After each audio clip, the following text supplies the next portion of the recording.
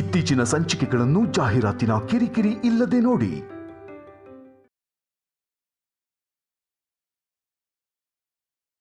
ಆವೇಶದಲ್ಲಿ ಏನ್ ನಿರ್ಧಾರ ತಗೋತಾ ಇದ್ದೀನಿ ಅಂತ ನನಗೆ ಅರ್ಥನೇ ಆಗ್ತಾ ಇಲ್ಲ. ಮೇ ಬಿ DNA ಟೆಸ್ಟ್ ಮಾಡಿಸಿದ್ಮೇಲೆ ಆದ್ರೂ ನನ್ನ ಪ್ರಾಬ್ಲಮ್ಗೆ ಸೊಲ್ಯೂಷನ್ ಸಿಗ್ಬೋದೇನೋ. ನಿನ್ನ ಸಿಚುವೇಶನ್ ನನಗೆ ಅರ್ಥ ಆಗ್ತಿದೆ ಶೌರ್ಯ. ನಾನು ಡಾಕ್ಟರ್ ಅಷ್ಟೇ ಅಲ್ಲ, ನಿನ್ನ ಫ್ಯಾಮಿಲಿ ವೆಲ್ವಿಷರ್ ಕೂಡ. ಸ್ವಲ್ಪ ಸಮಾಧಾನ ಮಾಡ್ಕೊ. ಅಷ್ಟಕ್ಕೂ DNA ಟೆಸ್ಟ್ನ ಯಾಕೆ ಮಾಡಿಸ್ಬೇಕು? ಶೌರ್ಯ, ಏನಾಯ್ತು? ಈಗ ನಾನೇನು ಹೇಳೋಕ್ಕಾಗಲ್ಲ ಡಾಕ್ಟರ್. ಪ್ಲೀಸ್ ನನ್ನನ್ನೇನು ಕೇಳಬೇಡಿ. ನೀವು DNA ಟೆಸ್ಟ್ ಮಾಡ್ತಿರೋ ಮಾಡಲ್ವೋ? ಮಾಡಲ್ಲ ಅಂದ್ರೆ ಹೇಳಿ, ನಾನು ಬೇರೆ ಹಾಸ್ಪಿಟ್ಲಿಗೆ ಹೋಗ್ತೀನಿ.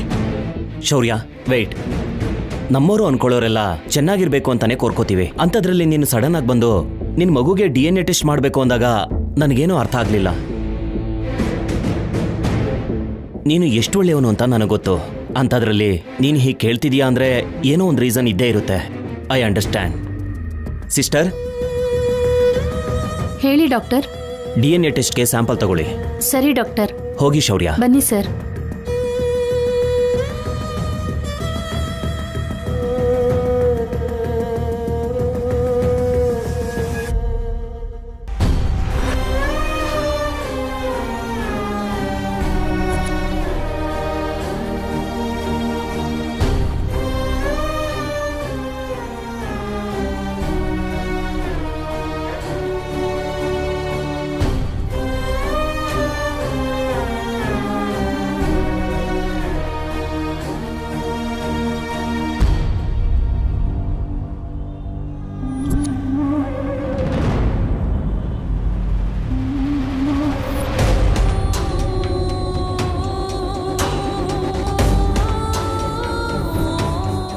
ರಿಪೋರ್ಟ್ಸ್ ಯಾವಾಗ ಬರುತ್ತೆ ಡಾಕ್ಟರ್?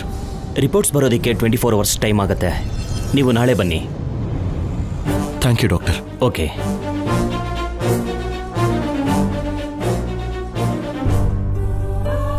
ಸಾರಿ, ನೀವು ನಿಮ್ಮ ವೃತ್ತಿಗೆ ಅನ್ಯಾಯ ಮಾಡಲ್ಲ ಅನ್ಕೊಂಡಿದ್ದೀನಿ.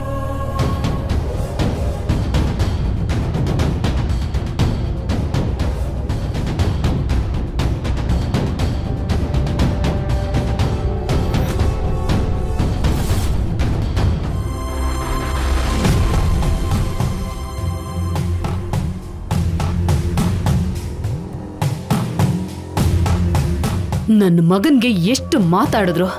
ಅವನ್ ಪ್ರೀತಿನ ಕಿತ್ಕೊಂಡು ಅವನ್ ಸಂತೋಷನ ದೂರ ಮಾಡಿದ್ರು. ಸಂಪದಗೋಸ್ಕರ ಅವನಲ್ಲಿದ್ರೆ ಕಳ್ಳ ಅಂತ ಮುದ್ರೆ ಹಾಕಿ ನನ್ ಮರ್ಯಾದೆ, ನನ್ ಮಗನ್ ಮರ್ಯಾದೆನ ತೆಗೆದ್ಬಿಟ್ರು. ಅಷ್ಟು ಸುಲಭವಾಗಿ ನಿಮ್ನ ಬಿಟ್ಬಿಡ್ತೀನಾ? ಈ ಮೀನಾಕ್ಷಮ್ಮ ದುಡ್ಗೋಸ್ಕರ ಏನ್ ಬೇಕಾದ್ರೂ ಮಾಡ್ತಾಳೆ. ದ್ವೇಷ ಬೆಳೆದ್ರೆ ಎಲ್ಲಿಗ್ ಬೇಕಾದ್ರೂ ಹೋಗ್ತೀನಿ. ನನ್ ಮಗ ನನ್ ಕಣ್ಮುಂದೆ ಇರ್ದೇನೆ ಓಡ್ ಹೋಗೋ ಹಾಗೆ ಮಾಡಿದ್ಯಾ ಶೌರ್ಯ. ನಿನ್ನ ನೆಮ್ಮದಿಯಾಗಿರೋದಕ್ ಬಿಡೋದಿಲ್ಲ. ಇಷ್ಟಕ್ಕೂ ನೀನ್ ಬುದ್ಧಿವಂತ ಆದ್ರೆ ನನ್ ಮಗ ಅತಿ ಬುದ್ಧಿವಂತ. ನೀನು ಮದುವೆ ಮಾಡ್ಕೊಂಡು ಸಂಸಾರ ಮಾಡೋದ್ರೊಳಗೆ ಅವನು ಅವನ ಪ್ರೀತಿನ ಸಂಪದಾಗೆ ಹಂಚಿದಾನೆ. ಸತ್ರು ಮೇಲ್ಗೈ ನಂದೇ ಆಗ್ಬೇಕು ಅನ್ಕೊಳ್ತಾನೆ ಕಣೋ ನನ್ ಮಗ. ನೀನ್ ತಾಳಿ ಕಟ್ಟಿದ್ರು ಗೆದ್ದಿದ್ದು ನನ್ ಮಗನೇ. ನೀನು ಸೋತ್ ಹೋಗಿ ನೋವಲ್ಲಿರ್ತೀಯ ಅನ್ಕೊಂಡ್ರೆ ಕಲ್ಯಾಣಿ ಮಗು ಜೊತೆ ಸೇರಿ ಸಂತೋಷವಾಗಿದ್ರೆ ನಾನ್ ನೋಡ್ಕೊಂಡು ಹೇಗ್ ಸುಮ್ಮನೆ ಇರ್ತೀನಿ?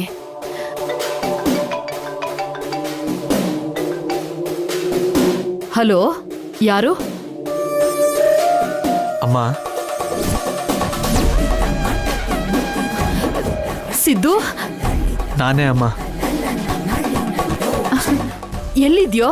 ಹೇಗಿದ್ಯಾ? ದೂರದಲ್ಲಿದ್ದೀನಮ್ಮ. ನಾನು ಚೆನ್ನಾಗಿದ್ದೀನಿ. ಇನ್ನು ಎಷ್ಟು ದಿನನೋ ನಮ್ ಕಣ್ಣು ಕಾಣಿಸ್ದೇನೆ ಹೀಗೆ ಊರೂರು ಸುತ್ಕೊಂಡಿರ್ತೀಯಾ? ಬರ್ತೀನಮ್ಮ. ನಾನು ನೀನು ನೋಡ್ದೇನೆ ಹೇಗಿರೋಕ್ಕಾಗುತ್ತೆ? ಆದರೆ ತಪ್ಪಿಲ್ಲ, ನಾನು ಕೆಲವು ದಿನ ಅಜ್ಞಾತವಾಸ ಮಾಡಲೇಬೇಕು. ಅಮ್ಮ, ನನಗೆ ಕ್ಷಮಿಸಮ್ಮ. ನನ್ನಿಂದ ಎಲ್ಲರೂ ನಿನಗೆ ತುಂಬ ಬೈತಾ ಇದ್ದಾರೆ.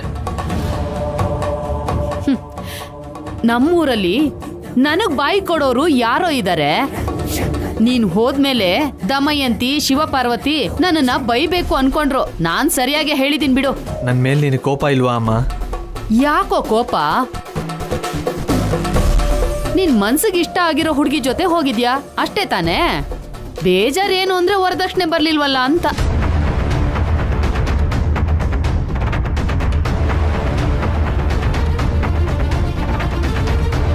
ಅಮ್ಮ, ನನಗೊಂದು ಸಹಾಯ ಮಾಡ್ತೀಯಾ? ಏನು ಹಾಗೆ ಕೇಳ್ತಿದ್ಯಾ? ಇಷ್ಟಕ್ಕೂ ನೀನೇನ್ ತಪ್ಪು ಮಾಡಿದ್ಯಾ? ಓಡ್ ಹೋಗಿದ್ದೀನಿ ಅಂತನಾ? ಸಂಪದ ನೀನು ಪ್ರೀತಿ ಮಾಡಿದ್ದೀರಾ, ನಿನ್ನಿಂದ ಆ ಹುಡುಗಿಗೆ ಮಗು ಆಯ್ತು.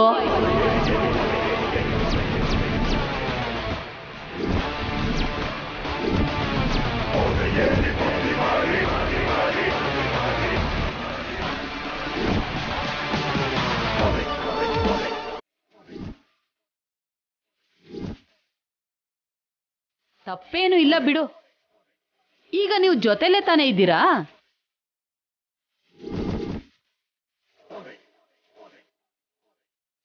ನಾನು ಹೇಳಿದ ಮಾತು ಕೇಳಿ ಒಂದು ಕ್ಷಣ ಎಲ್ರ ಹೃದಯನೂ ನಿಂತೋಯ್ತು ಅನ್ನೋ.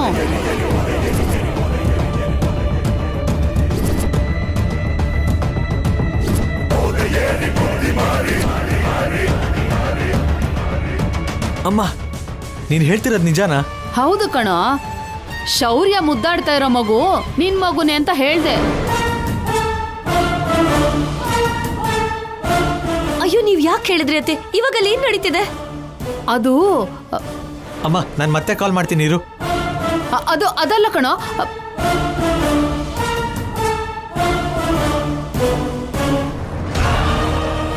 ಆ ಶೌರ್ಯ ಹೆಸರು ಕೇಳಿ ಸಂಪದ ಭಯಪಟ್ಲು ಅನ್ಸುತ್ತೆ. ಸಹಾಯ ಮಾಡು ಅಂದ, ಏನು ಅಂತ ಹೇಳಲೇ ಇಲ್ವಲ್ಲ.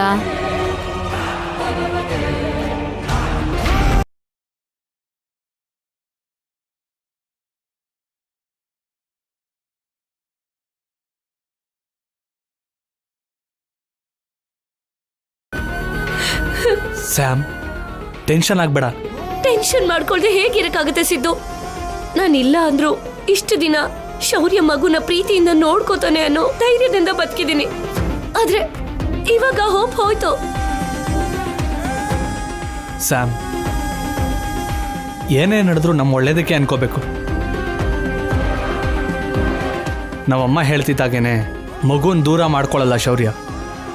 ಶೌರ್ಯ ಸೈಲೆಂಟ್ ಆಗಿದ್ರು ನಮ್ಮತ್ತೆ ಶೌರ್ಯನ್ ಮನ್ಸನ್ನ ಬದಲಾಯಿಸ್ಬಿಡ್ತಾಳೆ. ಅವ್ರ ಬಗ್ಗೆ ನಿನಗ್ ಗೊತ್ತಲ್ವಾ? ನೀನ್ ಭಯಪಟ್ಟಾಗೆ ನಡೆಯಲ್ಲ ಸ್ಯಾಮ್. ಶೌರ್ಯ ಅದನ್ನ ಬಿಲೀವ್ ಮಾಡಲ್ಲ.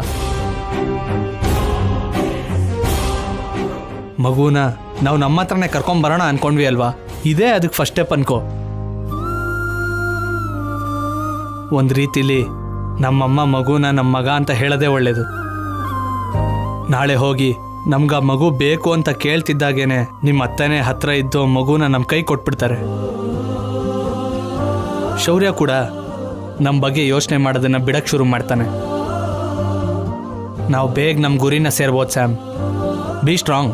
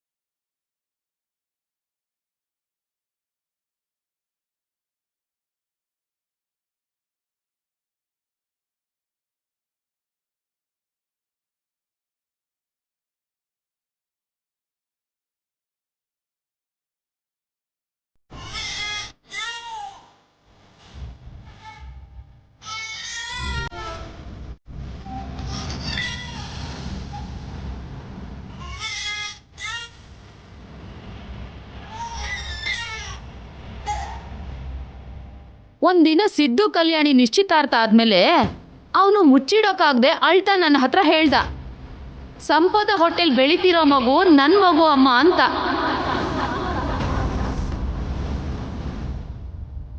ಅಷ್ಟು ಪ್ರೀತಿ ಇಲ್ಲ ಅಂದಿದ್ರೆ ಮಗು ಹುಟ್ಟಿದಾಗೆ ಅದನ್ನ ಬಿಟ್ಟು ನನ್ನ ಮಗನ ಜೊತೆ ಯಾಕೆ ಹೋಗ್ತಾ ಇದ್ಲು ಹೇಳು?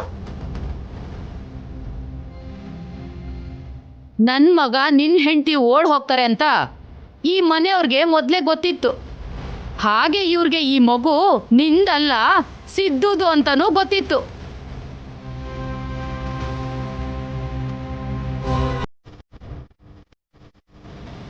ಹೋಗ್ಲಿ ಸಿದ್ಧಾರ್ಥ್ ಅಂತ ಇಡಿ. ಸಿನಿಮಾ ಹೀರೋ ತರ ಸ್ಟೈಲ್ ಆಗಿರುತ್ತೆ. ಹೇಗಿದ್ರು ಎಲ್ಲರ ಬಾಯಲ್ಲೂ ಅದು ಬರ್ತಾ ಇದೆ ಅಲ್ಲ.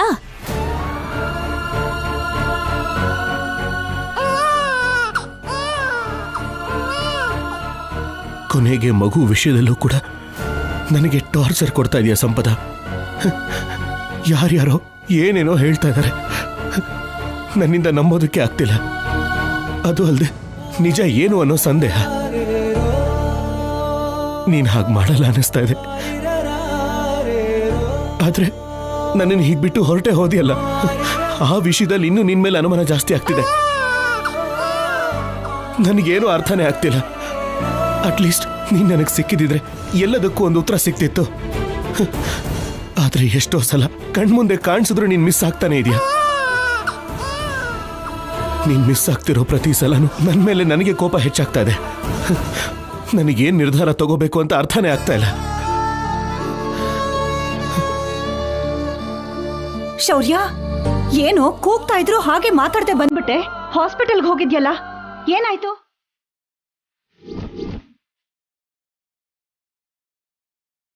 ರಿಪೋರ್ಟ್ಸ್ ಅಲ್ಲಿ ಏನಂತ ಬಂತು? ಮೀನಾಕ್ಷಮ್ಮ ಹೇಳಿದ್ದು ಸತ್ಯನಾ? ಇವನು ನಿನ್ನ ಮಗ ಅಲ್ವಾ?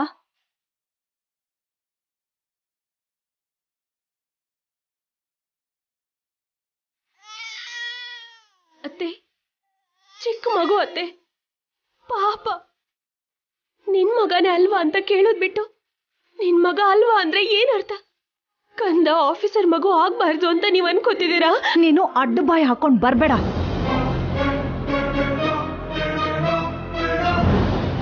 ಅರ್ಥನೇ ಇಲ್ದೆ ಅಪಾರ್ಥ ಮಾಡ್ಕೊಂಡು ಮಾತಾಡ್ತಿರೋದು ನೀವು.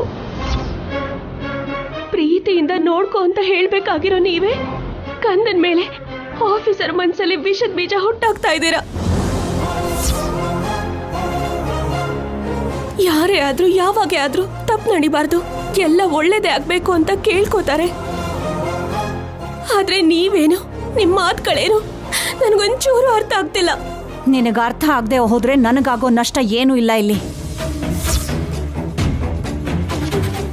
ಆದ್ರೂ ನಿನ್ ಬಾಯಲ್ಲಿ ನೀತಿ ಚೆನ್ನಾಗಿರಲ್ಲ. ಬೆಕ್ಕು ಮರಿಗಳಿಗೆ ಜನ್ಮ ಕೊಡ್ತಿದ್ದ ಹಾಗೆ ಒಂದು ಮರಿನ ನುಂಗ್ಕೊಳ್ಳುತ್ತೆ ಅನ್ನೋ ಹಾಗೆ ನೀನು ನಮ್ಮನೆಗ್ ಬಂದು ಸಿದ್ದು ಸಂಪದ ಓಡ್ ಹೋಗೋದಿಕ್ಕೆ ಸಹಾಯ ಮಾಡಿ ಈ ಮನೆ ಹೀಗಾಗೋದಿಕ್ಕೆ ಕಾರಣ ಆಗಿದ್ಯಾ. ಅತ್ತೆ, ಮಾತಾಡ್ಬೇಡ.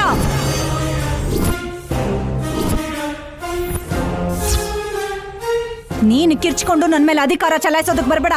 ನಾನು ಹಿಂತಿರುಗ್ ಬಿದ್ರೆ ನಿನ್ ಕೈಲಿ ತಡ್ಕೊಳಕ್ಕಾಗಲ್ಲ. ಶೌರ್ಯ, ನೀನ್ ಹೇಳೋ, ಹಾಸ್ಪಿಟಲ್ಗೆ ಹೋಗಿದ್ದೆ ತಾನೆ? ರಿಪೋರ್ಟ್ಸ್ ಏನ್ ಬಂದಿದೆ? ರಿಪೋರ್ಟ್ಸ್ ನಾಳೆ ಬರುತ್ತೆ ಅಮ್ಮ.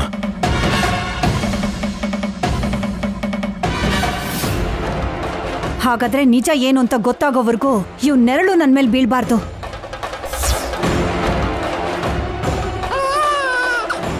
ನಾಳೆ ರಿಪೋರ್ಟ್ಸ್ ಅಲ್ಲಿ ಏನ್ ಬರುತ್ತೆ ಅಂತ ಗೊತ್ತಿಲ್ವಲ್ಲ. ಇವಾಗಿಂದಾನೇ ಇವನ್ ಮೇಲಿರೋ ಪ್ರೀತಿನ ಕಮ್ಮಿ ಮಾಡ್ಕೊಂಡ್ರೆ ಒಳ್ಳೇದು ಶೌರ್ಯ. ಇಲ್ಲ ಅಂದ್ರೆ ಆಮೇಲೆ ನೀನೇ ದುಃಖ ಪಡ್ಬೇಕಾಗತ್ತೆ.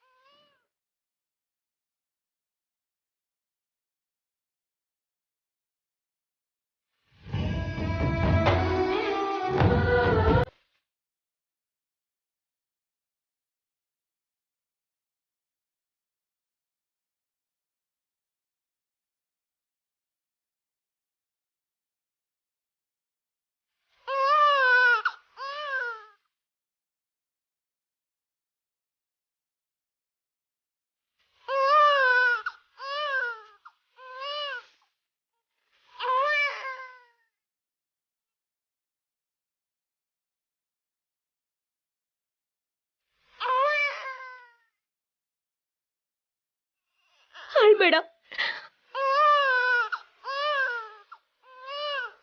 ಯಾಕಂದ ಇಷ್ಟೊಂದು ಅಳ್ತಿದ್ಯಾ? ನೀನ್ ಎಷ್ಟೇ ಆದ್ರೂ ಇಲ್ಲಿರೋ ಮನ್ಸ್ಗಳು ಸ್ವಲ್ಪನೂ ಕರಗೋದಿಲ್ಲ ಕಂದ. ಹೀಗತ್ರೆ ಪ್ರೀತಿಯಿಂದ ಎತ್ಕೊಂಡು ಮುದ್ದಾಡ್ತಾರೆ ಅನ್ಕೊಂಡಿದ್ಯೇನೋ? ಆದ್ರೆ ಮನ್ಸ್ಗಳು ಬದಲಾಗೋಗಿದೆ ಕಂದ. ಯಾರೂ ಬರೋದಿಲ್ಲ. ನೀನು ಅಳ್ಬೇಡ, ಏನೂ ಉಪಯೋಗ ಇಲ್ಲ.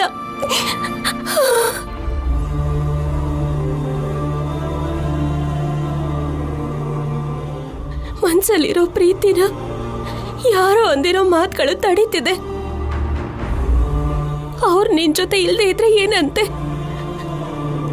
ನಿನಗ್ ನಾನು, ನನಗ್ ನೀನು ಜೊತೆ ಆಗಿರೋಣ. ನಿನ್ನ ಯಾರು ನನ್ನಿಂದ ದೂರ ಮಾಡಕ್ಕಾಗಲ್ಲ. ನೀನ್ ಅನಾಥಾಗಕ್ ನಾನ್ ಬಿಡಲ್ಲ.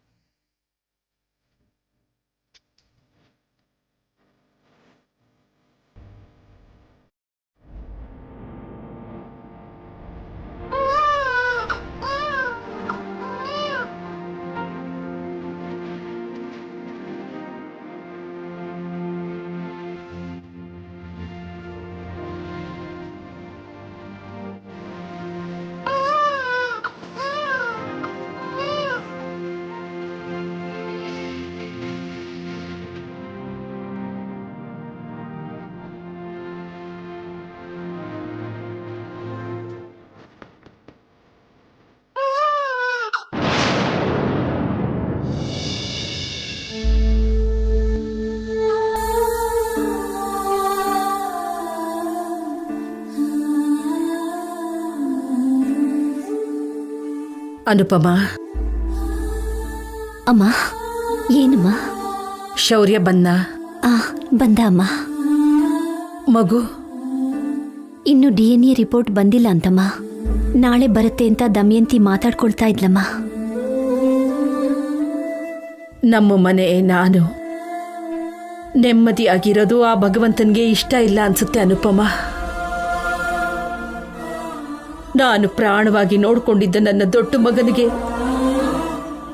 ನನ್ನ ಕೈಯಾರೇನೆ ನಾನು ಬದುಕಿರುವಾಗಲೇ ಕರ್ಮಕ್ರಿಯೆ ಮಾಡಿಸ್ದ.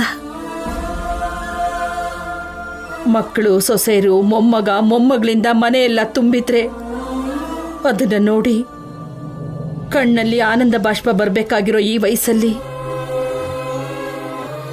ಹೀಗ ಅರ್ಧರಾತ್ರಿ ಹೊತ್ತಿನಲ್ಲಿ ಕೂಡ ಕಣ್ಣೀರು ಬರೋ ಹಾಗೆ ಮಾಡ್ತಿದ್ದಾನೆ.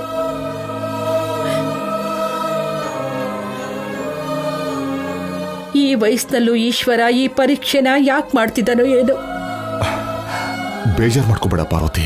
ಬೇಜಾರು ಮಾಡ್ಕೊಳ್ದೆ ಹೇಗಿರೋದು ರೀ? ತುಂಬು ಕುಟುಂಬದ ಹಾಗೆ ಖುಷಿಯಾಗಿರ್ಬೇಕಾಗಿರೋ ನಾವೆಲ್ಲರೂ ಒಬ್ಬೊಬ್ರು ಒಂದೊಂದು ರೀತಿಲಿ ಜಗಳ ಮಾಡ್ತಾ ಮನೆ ಮಧ್ಯದಲ್ಲಿ ಅಲ್ದೇನೆ ಮನ್ಸಲ್ಲಿ ಕೂಡ ಅಡ್ಡಗೋಡೆನ ಕಟ್ಕೊಂಡಿದೀವಿ. ಅಮ್ಮ, ಎಲ್ರಿಗೂ ಧೈರ್ಯ ಹೇಳು. ನೀವೇ ಹೀಗಾಗ್ಬಿಟ್ರೆ ನಮ್ಗಳ ಗತಿ ಏನ್ ಹೇಳಿಮ್ಮ? ನನ್ನ ತಾತನೂ ಅಜ್ಜಿನೂ ಇದ್ದಾರೆ, ಅವರೇ ಎಲ್ಲಾನು ನೋಡ್ಕೊಳ್ತಾರೆ ಅನ್ನೋ ಧೈರ್ಯದಲ್ಲಿ ಕಲ್ಯಾಣಿ ಇದ್ದಾಳಮ್ಮ. ಹಾಗಿದ್ದಾಗ ಅವಳಿಗೆ ಧೈರ್ಯ ಯಾರು ಹೇಳ್ತಾರೆ? ಸ್ವಲ್ಪ ಯೋಚನೆ ಮಾಡಿ. ಈ ಮನೆ ಅಗ್ನಿಕುಂಡವಾಗಿ ಬದಲಾಗಿ ನಿನ್ನ ಸಂಸಾರನ ಸುಟ್ಟಾಕ್ದಾಗ ನಿನಗೆ ನ್ಯಾಯ ಕೊಡೋಕ್ ನನ್ನಿಂದ ಆಗ್ಲಿಲ್ಲ.